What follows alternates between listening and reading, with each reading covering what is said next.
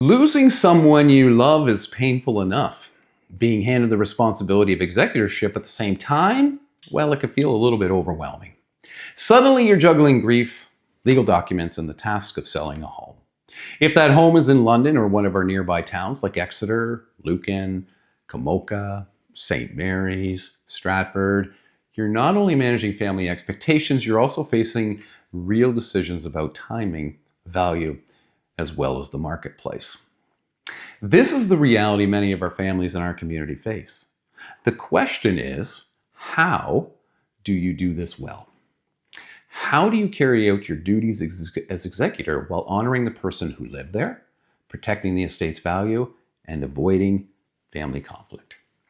You're watching Community Real Estate Group London and Area Living, where we share expert real estate tips and neighborhood insights to help you move forward with 100% confidence. Here's the first truth. Selling as executor is not like selling your own home. You're not acting just for yourself. You're a fiduciary, which means you have a legal duty to the beneficiaries of the estate. That means every decision must balance compassion with accountability. Your job is to secure probate, safeguard assets, pay debts and taxes, and then distribute what remains. The home is usually the largest asset, so how you manage it matters enormously. Let's talk about probate. Probate is the court process that proves the will and gives you legal authority to act. It also comes with a cost.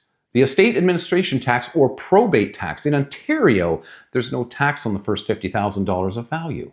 On everything above that, the estate pays $15 for every $1,000, about 1.5%. Because the home is usually the biggest asset, probate tax almost always applies. That tax is based on the fair market value of the home at the date of death, not on the final sale price. Executors usually get a professional opinion or an appraisal to set the value. If the property later sells for much more, the estate doesn't owe more tax. If it sells for less, there's no refund. That mismatch is one of the challenges of estate administration. You're paying tax on an assumption, and the estate absorbs the difference either way. Until probate is granted and the tax is paid, the estate is essentially frozen. You can't transfer title. That leads to two paths for executors. Option number one, list during probate. You can market the home, accept an offer, and include a clause that the sale won't close until probate is granted. The benefit is momentum. Buyers see the home, you line up an agreement, and by the time probate comes through, you're ready to close. The downside is uncertainty. You don't control how long the courts take, and some buyers hesitate to wait. There's other properties popping up all the time. Option number two, wait until probate is complete. Patience is a strategy. Many executors and lawyers prefer this. Once a certificate is in hand, buyers know the deal can close as scheduled. There are fewer conditions and less explaining. The downside is cost. The estate keeps paying insurance, utilities, and taxes while you wait. But for some families, the peace of mind of a clean, straightforward sale outweighs the extra carrying costs. The right choice depends on your comfort level, the beneficiary's needs, and your lawyer's advice. Both approaches are valid. What matters is that you understand trade-offs. While probate moves through the system, the house itself doesn't pause. As executor, you must maintain it. That means keeping insurance active and meeting vacancy requirements. Some insurers want weekly check-ins if the home is vacant. Hydro, heat, water, they should all stay on. Mail needs to be forwarded. The yard, snow, grass, and all locks need attention. Think of this as protecting the asset. If something goes wrong, frozen pipes, vandalism, missed coverage, beneficiaries will look to you. Then comes the emotional part. The home is full of belongings. Families often stall here, overwhelmed by memories and big decisions. Months slip by, carrying costs rise, and the home risks looking stale to buyers. The best approach is structured but compassionate. Start with items everyone agrees to keep. Remove obvious garbage quickly. Then set a decision timeline for everything else. Put decisions in writing. If conflicts arise, keep updates transparent and professional. Your role isn't to be referee, but keep the estate moving. Once the home is manageable, you'll face the question, sell as is or make updates. The answer depends on the estate's finances, the market, and timing. In most cases, cleaning, repairs, and paint are enough. Larger renovations often don't pay off when the estate is carrying costs every month. Buyers in our market, whether in London, Exeter, or St. Mary's, for example, they will take on cosmetic updates if the price is right. The goal is safe, clean, and neutral, so buyers can picture themselves actually living there. Pricing an estate property is its own art. Online calculators aren't reliable. In London, a dated home near good schools may still command strong offers. In Thorndale, for example, a big lot or shop space may outweigh dated finishes. In Lucan or Komoka, newer homes attract families who expect move-in ready. That's why a professional market evaluation matters. If you price it too high, the property lingers while costs mount.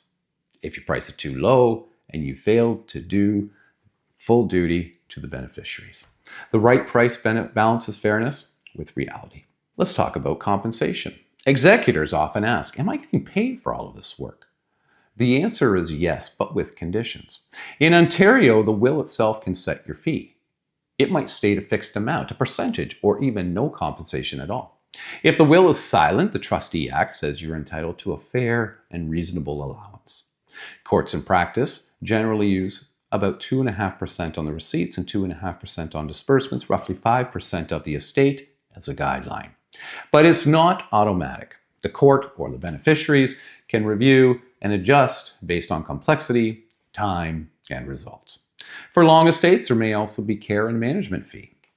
The key is to keep detailed records of your work. That transparency protects you. Now let's map this process clearly. Step number 1, confirm your authority with the will, death certificate, and probate application. Step number 2, stabilize the property, insurance, utilities, security. Step number 3, evaluate the market with a realtor who understands estate sales. Step number 4, prepare the home with cleaning and repairs.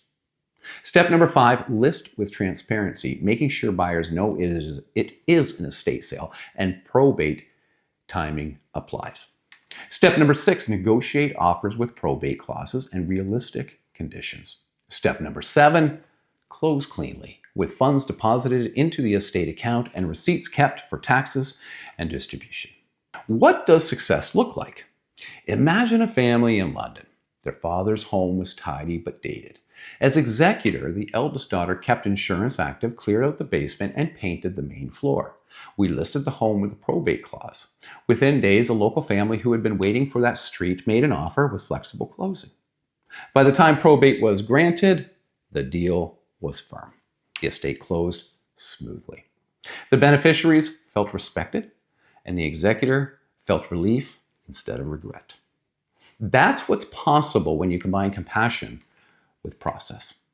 If you've been named executor for a home in London, Lucan, Komoka, Thorndale, St. Mary's, Stratford, or Exeter, we can help you map the path that fits your life. We'll coordinate with your lawyer, bring in the right trades, and manage the sale with the care it deserves so you can focus on your family as well as your time. Thank you for watching. If you found this video helpful, please like, comment, and share. Don't forget to subscribe to Community Real Estate Group, London and Area Living for more expert real estate tips and neighborhood insights. Are you ready to take the next step? Visit communityrealestategroup.ca. We're here to guide you every step of the way.